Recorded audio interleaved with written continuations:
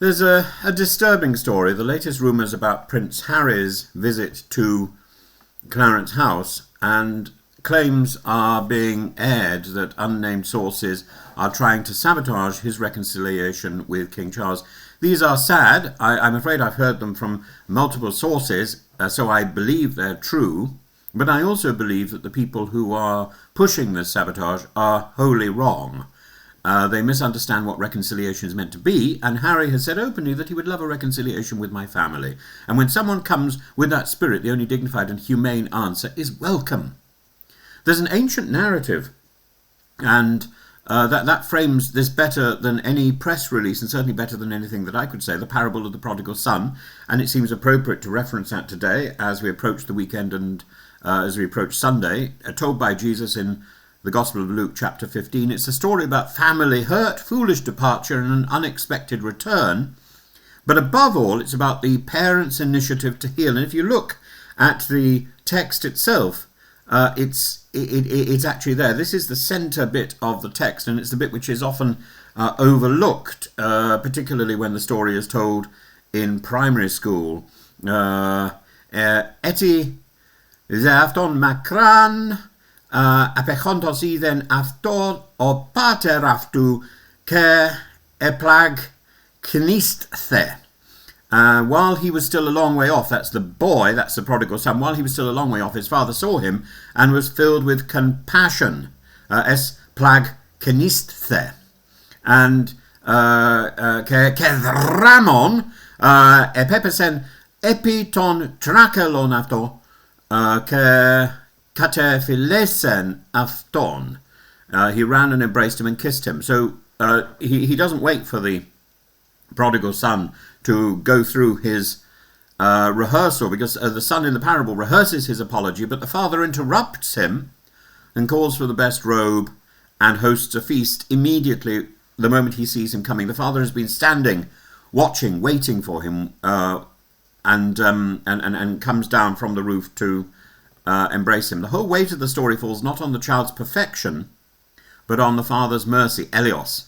And Prince Harry is not a perfect son. He's spoken openly, written books, aired pain, and the monarchy is not a perfect family. It has briefed, withdrawn security, and sometimes let cold protocol replace affection. But when someone who has been estranged makes even a tentative return, the moral obligation surely passes to the parent, in this case the king.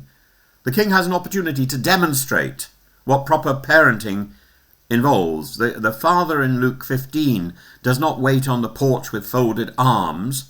He runs. Kings rarely run, I know, but the true greatness of a king is not pomp. It's the capacity to forgive. It's magnanimity. Rumours that court insiders are briefing to keep the door shut, well, I'm sure they are.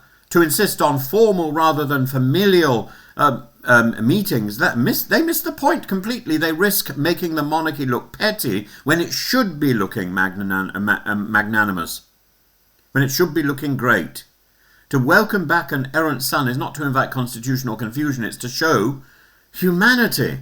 And the parable ends with the elder brother sulking in the field, resentful of the feast, and one can hear echoes of this in parts of the British press and perhaps in other branches of the family. But the father says, teknon, si pantote met imui, efthran seni, zeke chareneze. Child, you are always with me. But it was right to celebrate and to rejoice. And he's talking to the older child. Teknon si pantote mete moi. You're always with me. Celebration of the return of the prodigal does not diminish the importance of those who stayed. Britain understands grace. We admire service, we admire forgiveness, and Charles III has often spoken about reconciliation in Ireland, across faiths, and now it's time to demonstrate that in his own family. If ever there was a moment to embody that now, it is now, to be an icon of reconciliation. A quiet tea in Clarence House is a start, but the father in the parable did more than offer tea. He embraced, he kissed, he feasted. And Harry should be welcomed, not with suspicion, but with relief that a family fracture might finally heal. To allow gossip to harden hearts is to betray the wiser, older story, which the king knows well. And the king doesn't need to surrender the principle that there's what was it, the half in, half out rubbish. That anyway was invented to prescribe Harry, to restrict Harry, to distance Harry. Because if you compare the role played by the Duke of Gloucester, I remember meeting the Duke of Gloucester, half in, half out. He had his own business. But he can still embrace, the king can still embrace his son as son. To run, metaphorically if not literally, is the kingly thing to do, to be magnanimous.